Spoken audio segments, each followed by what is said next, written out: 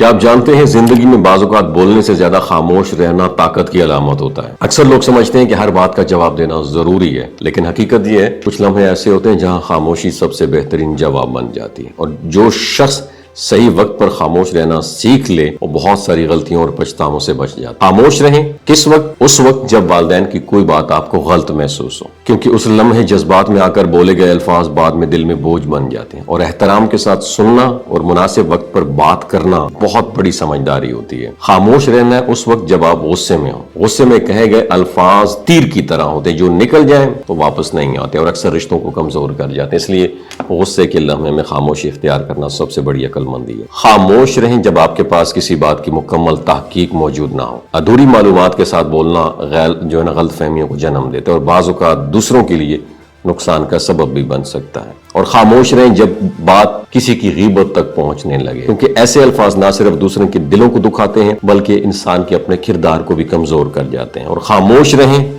اس وقت جب آپ کے پاس مضبوط دلائل نہ ہو۔ بلا دلیل گفتگو اکثر ڈیبیٹ کو بڑھا دیتی اور عزت کم کر دیتی، اس لیے جہاں دلیل نہ ہو وہاں خاموشی زیادہ بہتر ہوتی ہے۔ اور ہاں، خاموش رہیں جب سننے اور سیکھنے کا وقت ہو، کیونکہ جو شخص زیادہ سنتا ہے وہ زیادہ سیکھتا ہے، اور جو زیادہ سیکھتا ہے وہ آگے موو کرتا ہے۔ تو خاموش رہیں اس وقت جب آپ کے الفاظ کسی کا دل توڑ سکتے ہوں۔ کبھی کبھی ایک سخت جملہ برسوں کی محبت کو ختم کر دیتا ہے، اس لیے ایسے لمحوں میں خاموشی رحمت بن جاتی ہے۔ اور خاموش رہیں جب بات کو بار بار دہرانے کی ضرورت پڑے، کیونکہ سمجھدار لوگ کم بولتے ہیں لیکن وزندار بات کرتے ہیں۔ خاموش رہیں جب گناہوں بھری گفتگو ہو رہی ہو۔ ایسی محفل میں خاموشی اختیار کرنا انسان کے کردار اور ایمان کی حفاظت کرتا ہے۔ خاموش رہیں جب دو لوگ اپنے معاملات طے کر رہے ہوں۔ غیر ضروری انٹرسیپشن جو ہے اکثر معاملات کو مسائل کو بڑھا دیتی، جبکہ خاموشی احترام کو ظاہر کرتی ہے۔ اور خاموش رہیں اس وقت جب قرآن کی تلاوت کی آواز سنائی دے، کیونکہ یہ لمحہ سننے اور دل کو سکون دینے کا ہوتا ہے، نہ کہ بولنے کا ہوتا ہے۔ کسی دانا نے بہت خوب کہا تھا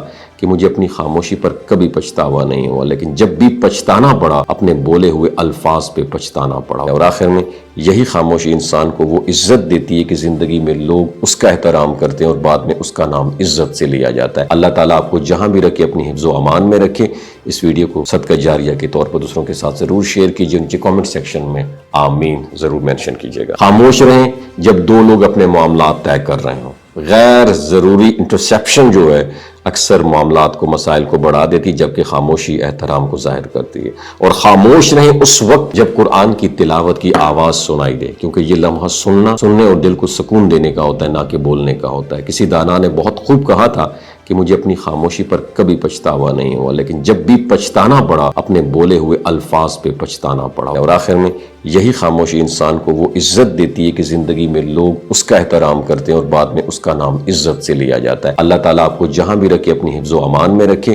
اس ویڈیو کو صدقہ جاریہ کے طور پر دوسروں کے ساتھ ضرور شیئر کیجیے، نیچے کامنٹ سیکشن میں آمین ضرور مینشن کیجیے گا۔